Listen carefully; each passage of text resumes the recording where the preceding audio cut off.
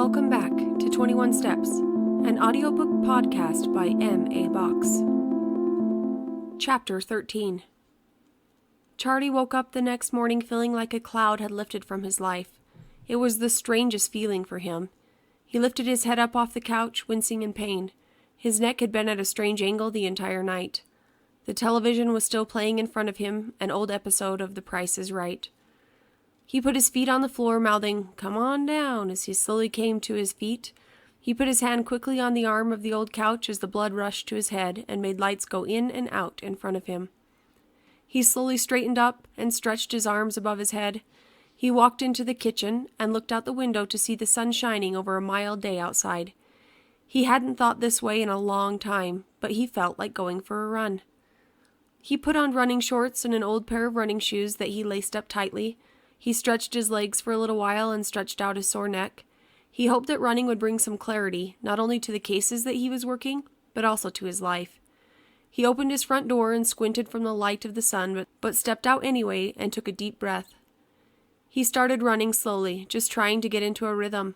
It had been a long time since he had been out running. He didn't have to pass a physical exam because he had started long enough ago in his career that it wasn't a requirement for him now. So if he wasn't required to, he didn't make time for it. He started breathing hard after what felt like only a few steps. He started thinking again about the cases he was working and about Linda. He didn't know how to turn off his mind and just run, so he decided the best way would be to push himself so hard that he wouldn't have any other choice. Charlie picked up the pace and began running as hard as he could. He could feel the old, tired muscles in his legs tightening and trying desperately to keep up. With each new step, he felt the pain in his legs increasing, and the muscles were tightening into solid blocks rather than the fluidly moving muscles. He turned the corner and began heading back home, hoping to be able to complete the run at this pace. He could feel his legs moving slower and his breath growing shallower, but he kept moving ahead. He finally arrived at his house, opened the front door, and collapsed onto the floor, lying on his back, staring at the ceiling and breathing. He felt great. Really exhausted and tired, but great. After lying on the ground for nearly 10 minutes, Charlie finally got himself up to stretch his legs a little and then to take a cold shower. He stood in the shower as cold water covered his body and felt invigorated. He also realized that he had nothing to do for the entire day and thought maybe he would go to work and do some research and maybe call Linda. He finished getting ready for the day, actually drinking a glass of water instead of his regular morning breakfast. He got on the phone and called Linda, inviting her to meet him for breakfast. She told him that she wouldn't be able to make it for breakfast, but she could meet for lunch. He decided to go into work for a couple of hours in anticipation of his lunch with Linda. Work went by in a daze.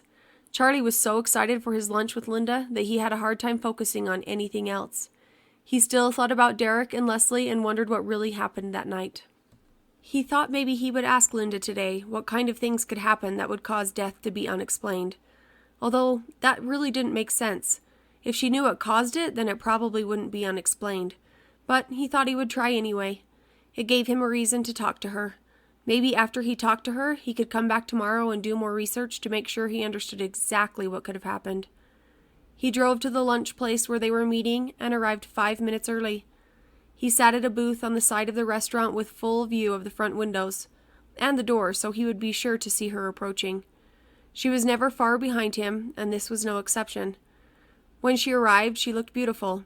Her black hair was long around her shoulders, shining in the sun's reflection. Her deep eyes looked intense and bright. She smiled as she saw him and walked toward the table. "Hi, Charlie," she said. "How you doing today?" he said back.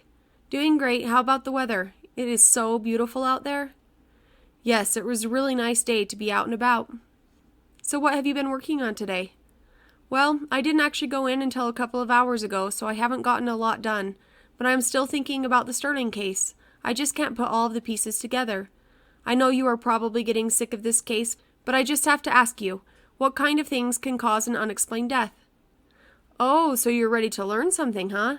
I see why you invited me out. Well, okay, get prepared for your first autopsy class." There are a few reasons why a death could be labeled as unexplained. I don't like any of them because I really like to get things right. I'm kind of a know-it-all, so when I don't know, quite frankly, it pisses me off. I understand that. I thought you might. First of all, unexplained means that I have done everything I can and know how to do and still can't figure out what happened. Trust me, it frustrates me as much as it does you not to know what happened here. However, there are a lot of reasons this could happen. The heart, the nervous system, or a breathing problem, just to name a couple of the most common cases. Okay, I see that, but how on each of them could they happen and still not be prepared? Well, as for the heart, she was a runner, right? Yes. If she was a runner, it is possible that she went running that day. All too often, we see people, and sometimes even kids, who are working out really hard, and the next thing you know, they fall over and die.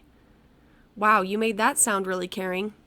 Seriously though, we assume most of the time it is their heart because they are just working out really hard, but the reality is that it probably was. She could have had an undetected murmur or just a weak heart. Maybe something didn't function right and it just quit working that day. Or it could be an aneurysm, which is a weakened blood vessel, most commonly of the heart or the brain. But I didn't see any signs of that during the autopsy.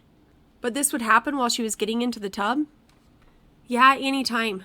Definitely when she was getting into the tub. The change from hot to cold or the other way around can make the body react in really funny ways. It could have accelerated whatever was happening to her heart. People who get Charlie horses a lot tend to get them more often when they change temperature from hot to cold. It has something to do with the change in temperature and the muscle not knowing quite how to react. The heart being a muscle, sometimes it does this too. We just don't know why.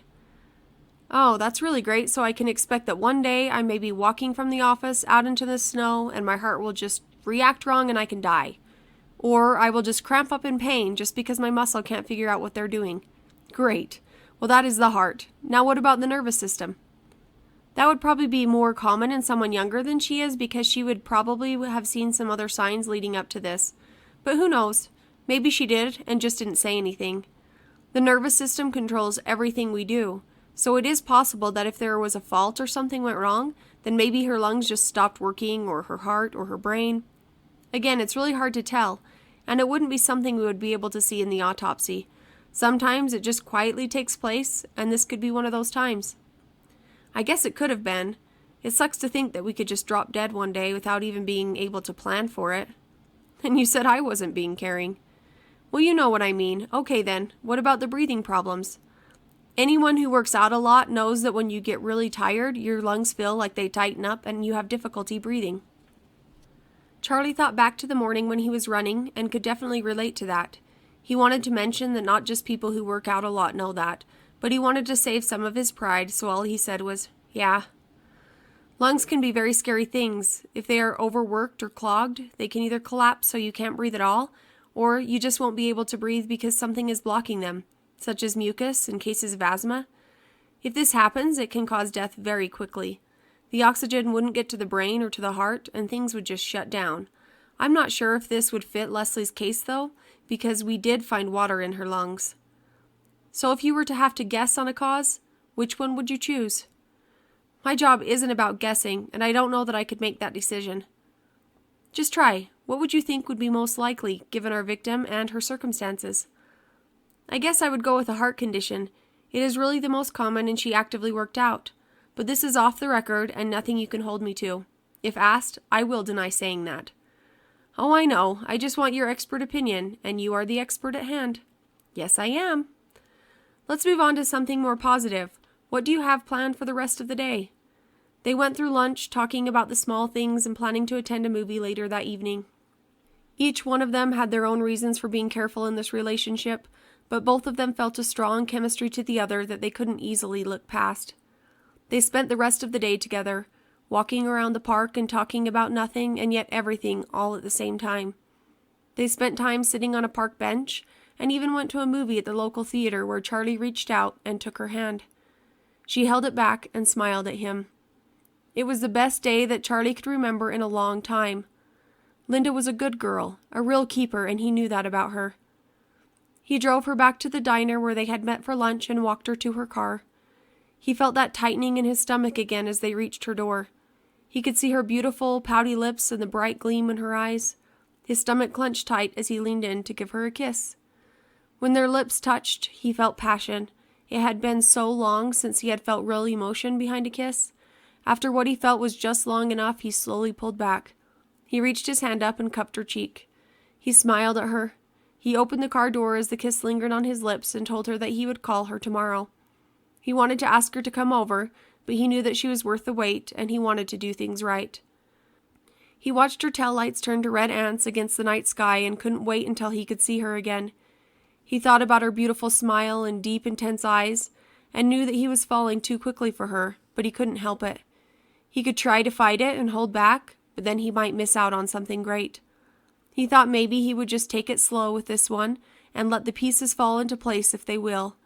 He just hoped that she felt the same way about him as he did about her. He thought that she did, though, because as they had sat on the park bench that afternoon, Charlie could see in the way that she laughed that she really enjoyed his company.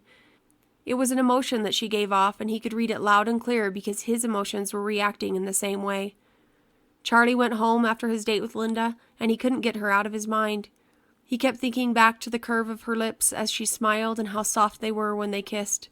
He could see the desire in her eyes, but also all of the things that he didn't know about her, but that he deeply wanted to. It was after midnight, so he went into the house, to his room, and was quickly asleep in his bed. Tune in next time as we continue 21 Steps.